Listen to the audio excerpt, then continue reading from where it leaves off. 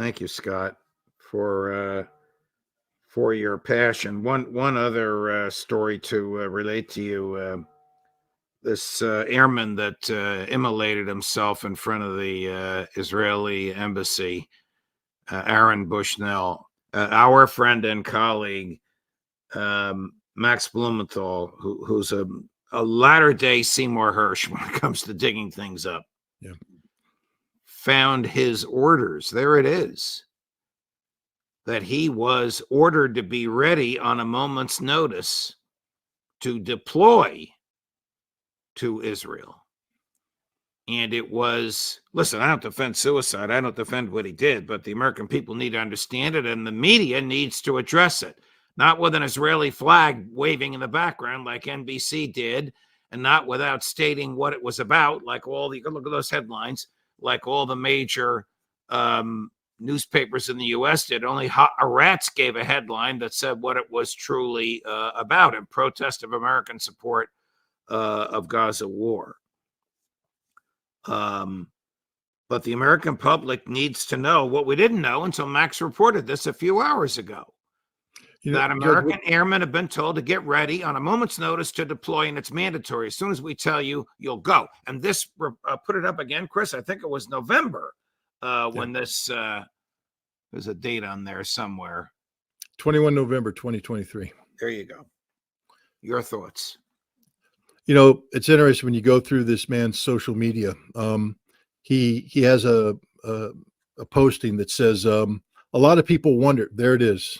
Many of us like to ask ourselves, what would I do if I were alive during slavery or the Jim Crow South or apartheid? What would I do if my country was committing genocide? And the answer is, you're doing it right now, which is nothing. This is the harshest indictment of American citizens that has been put out there by anybody in modern times. And it's done by an airman of the United States Air Force.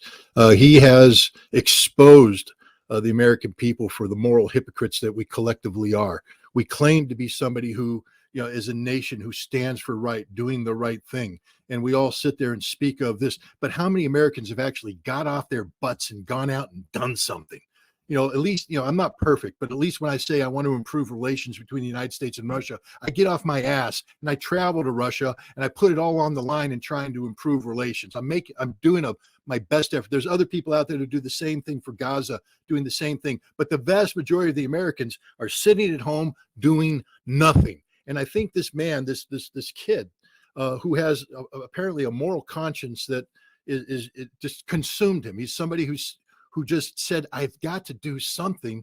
And he looked at the examples of history. I mean, if you study war, you know, one of the more telling moments during the Vietnam War is when the Buddhist monk immolated himself in protest of the conflict. It's an act that many people would say is an act of desperation, but how desperate was this kid? He had orders to go to Israel in a war that he couldn't support. He's on active duty. He has to obey these orders. And how, you know, so does he bottle this up inside and say, well, I'm against all this, but I'm going to do my job. I'm going to do my duty. Well, apparently he couldn't. But then he said, what do I do about this? How do I let everybody know about this moral, crisis that faces not just me, but all of America? And he burned himself to death. I wouldn't do it. I don't have the courage to do that. There's no way I would do that. But and a lot of people say, well, he's mentally unbalanced. Maybe. What I say is this man's a freaking hero, excuse my language, but this is a guy who believed in something, and he paid the ultimate price to send a message, to get people to talk and reach in deep inside and say, what am I going to do about this genocide that's being committed in our name, our collective name? And it's not just being committed in our name, our government's actively complicit. And that makes us, we the people of the United States of America, this democratic republic that we have, we elected these people to act in our name, and they're doing things in our name that is criminal, that is genocidal. What are we going to do about it? And as he said, many people talk about it. They say, what would we do? Ask yourselves, everybody watching the show, look in the mirror. What would you do? And the answer is, you're doing it. Nothing.